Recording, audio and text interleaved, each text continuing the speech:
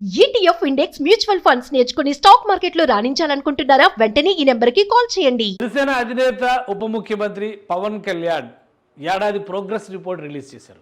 వివిధ శాఖలకి ఆయన ప్రాతినిధ్యం వహించిన దాదాపు 5 శాఖల్ని పవన్ కళ్యాణ్ తన పర్యవేక్షణలో ఉంచుకున్నారు. కూటమి ప్రభుత్వం ఏర్పడిన తర్వాత ఈ 5 శాఖలకి సంబంధించినటువంటి ప్రోగ్రెస్ రిపోర్ట్ ఏంటనేది ఒక సమగ్ర నివేదికని పవన్ కళ్యాణ్ రిలీజ్ చేశారు. ఒకసారి ఆ నివేదికని చూద్దాం. పవన్ కళ్యాణ్ రిలీజ్ చేసినటువంటి నివేదికని ఎక్స్లో ట్వీట్ చేశారు. గత ఏడాది కాలంగా చేసినటువంటి ఆంధ్రప్రదేశ్ రాష్ట్ర ఉప ముఖ్యమంత్రిగా పంచాయతీరాజ్, గ్రామీణాభివృద్ధి, గ్రామీణ నీటి సరఫరా, అలానే పర్యావరణ, అటవీ, సైన్స్, టెక్నాలజీ ఈ శాఖలన్నీ కూడా ఇప్పుడు పవన్ కళ్యాణ్ గారి చేతిలో ఉన్నటువంటి శాఖలు. వాటి పేర్లన్నీ కూడా ఇక్కడ మెన్షన్ చేశారు. బాధ్యతలు చేపట్టి నేటికి సంవత్సరం, ఈ సంవత్సర కాల నివేదికని ఆయన ఇవాళ రిలీజ్ చేశారు. పూర్తయిన సందర్భంగా ఎన్డీఏ కూటమి ప్రభుత్వంపై పెట్టుకున్న నమ్మకాన్ని నిజం చేస్తూ గత సంవత్సర కాలంలో శాఖల వారీగా చేపట్టిన అభివృద్ధి కార్యక్రమాల వివరాలను ప్రజలతో పంచుకోవాలని, ప్రభుత్వంలో పారదర్శకత, జవాబుదారీతనం ఉండాలనే ఉద్దేశంతో సమగ్ర అభివృద్ధి నివేదిక విడుదల చేస్తున్నాము. ప్రజలందరూ ఈ నివేదిక ద్వారా జరిగిన అభివృద్ధి కార్యక్రమాల వివరాలు తెలుసుకుంటారని ఆశిస్తూ రానున్న రోజుల్లో మరింత బాధ్యతగా భవిష్యత్తుని దృష్టిలో ఉంచుకుని గౌరవ ప్రధానమంత్రి శ్రీ నరేంద్ర మోడీ గారి మార్గదర్శకత్వంలో, గౌరవ ముఖ్యమంత్రి శ్రీ నారా చంద్రబాబు నాయుడు గారి నేతృత్వంలో ఉప ముఖ్యమంత్రి పవన్ కళ్యాణ్ నిబద్ధతతో ఎన్డీఏ ప్రభుత్వ సంక్షేమాభివృద్ధి లక్ష్యంగా కూటమి ప్రభుత్వం పనిచేయనుంది. సో చాలా ఇంట్రెస్టింగ్గా రాశారు. నాయకత్వాన్ని గౌరవిస్తూ అభివృద్ధి నివేదికను సమర్పిస్తూ ప్రజల ఆశీర్వాదాలు కోరుతూ పవన్ కళ్యాణ్ గారు రాసినటువంటి నివేదిక ఇది. సో ఈ నివేదికలో ఏమేమి అంశాలు ఉన్నాయో ఒకసారి అవి కూడా మనం పరిశీలిద్దాము. ఇందులో వివిధ శాఖలు, అంటే ఆయన చూస్తున్నటువంటి అన్ని శాఖలకి సంబంధించి పార్ట్స్గా రిలీజ్ చేశారు డేటా మొత్తం కూడా. సో ఇది సుపరిపాలనకు ఏడాది సమగ్ర అభివృద్ధి నివేదిక 2024-25. ఇది ఆయన చూస్తున్నటువంటి డేటా. అలానే పిఠాపురం నియోజకవర్గాన్ని ప్రత్యేకంగా ఫోకస్ చేశారు. అక్కడ ఆయన రిప్రజెంట్ చేస్తున్నారు కాబట్టి గత సంవత్సరం సార్వత్రిక ఎన్నికల్లో ఎన్డీఏ ప్రభుత్వానికి, ఎన్డీఏ కూటమి విజయానికి అండగా నిలబడి రాష్ట్రాన్ని బానిస సంఖ్యల నుంచి విముక్తి చేసిన ప్రతి ఒక్కరికి మనస్ఫూర్తిగా ధన్యవాదాలు తెలియజేస్తున్నాను. 2019 నుంచి 2024 వరకు 5 ఏళ్ల కాలంలో రాష్ట్ర నియంతృత్వ పాలనలో నలిగిపోయింది రాష్ట్రం.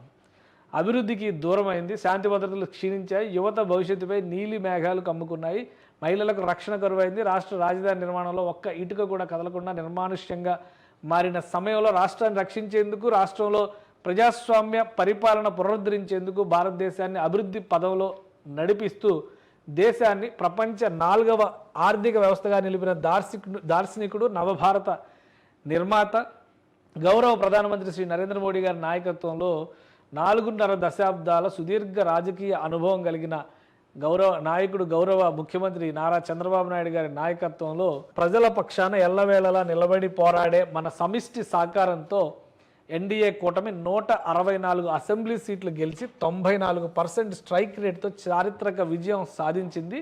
ఇంతటి గెలుపును అందించిన ప్రజలకు ఇచ్చిన హామీలను అమలు చేసేందుకు, మళ్లీ రాష్ట్రాన్ని అభివృద్ధి బాట పట్టించేందుకు కూటమి ప్రభుత్వం చిత్తశుద్ధితో అహర్నిశలు కృషి చేస్తూ సంవత్సర కాలంలోనే గత 5 ఏళ్లలో జరగని అభివృద్ధిని చేసి చూపిస్తూ ప్రజల్లోనే కాకుండా పెట్టుబడిదారుల్లో విశ్వాసాన్ని నింపడానికి కృషి చేశాము. సో మొత్తం స్టేట్ గవర్నమెంట్కి సంబంధించిన ప్రోగ్రెస్ రిపోర్ట్ లాగా ఉంది. దీని ఇంట్రడక్షన్ అంతా కూడా పవన్ కళ్యాణ్ గారు రాసినటువంటి ఇది చూస్తే కనుక మొత్తం అన్ని శాఖల్ని, ఆయనకు సంబంధించిన శాఖల్ని వివరిస్తూనే ఉన్నారు. అలానే మొత్తానికి ఇంట్రడక్షన్గా మొత్తం ఈ ఏడాది కాలంలో జరిగినటువంటి అభివృద్ధి, గత 5 ఏళ్లలో కుంటుపడిన అభివృద్ధిని మళ్ళీ ఏడాదిలోనే పునరుజ్జీవింపజేయగలిగామని ఘంటాపదంగా ధీమాగా పవన్ కళ్యాణ్ చెప్తున్నారు.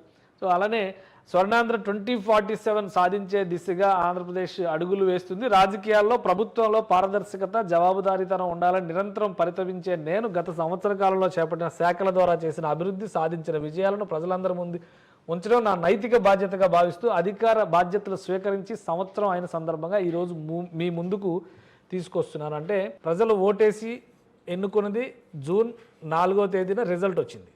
సో అప్పుడు ఎవరు విన్నర్ అనే విషయం తెలిసిపోయింది. ఆంధ్రప్రదేశ్ గద్దె పైన ఎవరు కూర్చోబోతున్నారు అనేది తెలిసిపోయింది. అయితే జూన్ 12వ తేదీన ప్రమాణ స్వీకారాలు జరిగినాయి. అందరూ కూడా ముఖ్యమంత్రి, ప్రధానమంత్రి ఆధ్వర్యంలో ముఖ్యమంత్రి, ఉప ముఖ్యమంత్రి, ఇతర క్యాబినెట్ మంత్రులు అందరూ కూడా ప్రమాణ స్వీకారాలు చేశారు. కానీ పవన్ కళ్యాణ్ గారు తన బాధ్యతలు స్వీకరించింది 19వ తేదీన గత ఏడాది 19వ తేదీ, అంటే జూన్ 19వ తేదీ. ఎందుకంటే ఏడాది అయిపోయింది కదా, సెలబ్రేషన్స్ అయిపోయినాయి కదా, మళ్ళీ ఇప్పుడేంటి ఇంత లేట్గా రిపోర్ట్ రిలీజ్ చేస్తారంటే అని క్లారిటీ అనమాట. దానికోసం ఇస్తున్న క్లారిటీ ఇది. సో అందుకని ఆయన బాధ్యతలు స్వీకరించిన రోజు ఈ నివేదికను సమర్పించారు. పంచాయతీరాజ్, గ్రామీణాభివృద్ధి, గ్రామీణ నీటి సరఫరా శాఖ, అలానే పర్యావరణ, అటవీ, సైన్స్ అండ్ టెక్నాలజీ శాఖల ద్వారా చేపట్టిన అభివృద్ధి కార్యక్రమాలను సమగ్ర నివేదికను ప్రజలందరూ నిశితంగా పరిశీలించి ఎన్డీఏ ప్రభుత్వం చేస్తున్న అభివృద్ధి కార్యక్రమాలను మీరు పెట్టుకున్న నమ్మకాన్ని నిజం చేయాలనే మా సంకల్పాన్ని గుర్తిస్తారని ఆశిస్తున్నాను. రానున్న 4 ఏళ్ల కాలంలో ఇంతకు రెట్టింపు అభివృద్ధి చేపట్టి రాష్ట్రాన్ని అభివృద్ధికి కేర్ ఆఫ్ అడ్రస్గా మార్చి దేశంలోనే అగ్రగామిగా తీర్చిదిద్దేందుకు మాట ఇస్తున్నాను. అలానే ఈ సందర్భంగా రాష్ట్ర అభివృద్ధికి అన్ని రకాలుగా సహాయ సహకారాలు అందిస్తున్న గౌరవ ప్రధానమంత్రి నరేంద్ర మోడీ గారి నేతృత్వంలో కేంద్ర ప్రభుత్వానికి కేంద్ర పంచాయతీరాజ్ శాఖ, గ్రామీణాభివృద్ధి శాఖ, జలశక్తి శాఖ, పర్యావరణ శాఖ, శాస్త్ర సాంకేతిక శాఖ, అలాగే ఇతర శాఖల మంత్రులకు, అధికారులకు మనస్ఫూర్తిగా ధన్యవాదాలు తెలియజేస్తున్నాను. అలాగే రాష్ట్రంలో కూటమి ప్రభుత్వం చేపట్టిన ప్రతి కార్యక్రమాన్ని ప్రజలకు చేరవేసేందుకు కృషి చేస్తున్న ఉన్నతాధికారుల నుంచి క్షేత్రస్థాయి సిబ్బంది వరకు ప్రతి ఒక్కరిని మనస్ఫూర్తిగా అభినందిస్తున్నాను. జై ఆంధ్ర, జై హింద్. ఇది పవన్ కళ్యాణ్ గారు ఇచ్చినటువంటి ప్రోగ్రెస్ రిపోర్టు ఇంట్రడక్షన్ ఇది. సో ఇందులో చాలా అంశాలు ఉన్నాయి. ఇది ఇంట్రెస్ట్ ఉన్నవాళ్ళు చూడొచ్చు, ఎందుకంటే అది పబ్లిక్ డొమైన్లో ఆయన పెట్టారు కాబట్టి.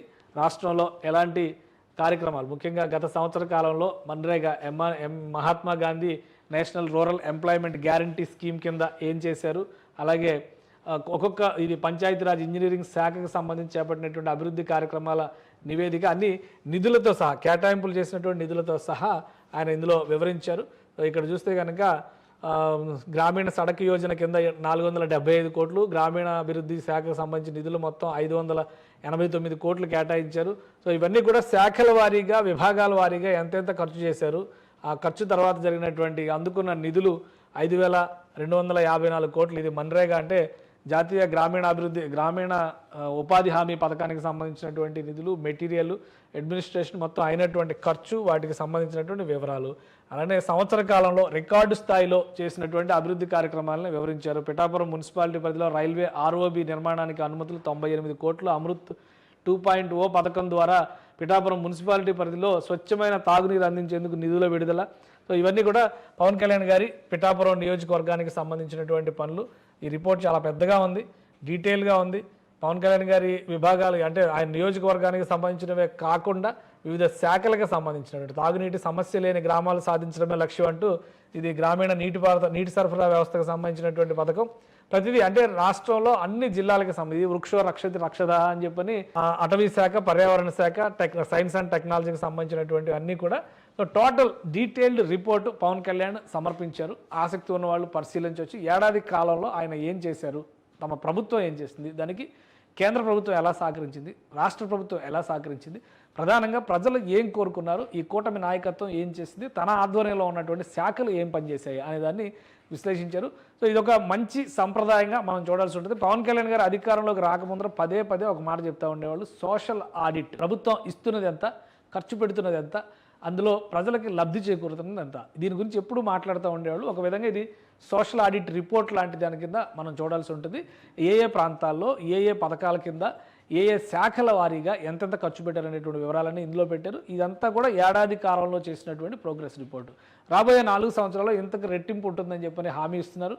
అభివృద్ధి పదంలో ఆంధ్రప్రదేశ్ని నంబర్ 1గా నిలపడమే లక్ష్యం తమ ప్రభుత్వానికి అని చెప్పని ఆయన చెప్తున్నారు. కూటమి ప్రభుత్వం అటు డబుల్ ఇంజిన్ సర్కార్ అని పదే చెప్తున్నారు ఢిల్లీలో. ఇలా రాష్ట్రంలో ఉన్నటువంటి కూటమి సర్కార్ సమన్వయంతో రాబోయే రోజుల్లో ఆంధ్రప్రదేశ్ని ప్రగతి పదంలో నడిపిస్తుందని ఏపీ డిప్యూటీ సీఎం హామీ ఇస్తున్నారు. సుమన్ టీవీలో మీ పర్సనల్ అండ్ బిజినెస్ ప్రమోషన్స్ కోసం కింది నెంబర్కి కాంటాక్ట్ చేయండి.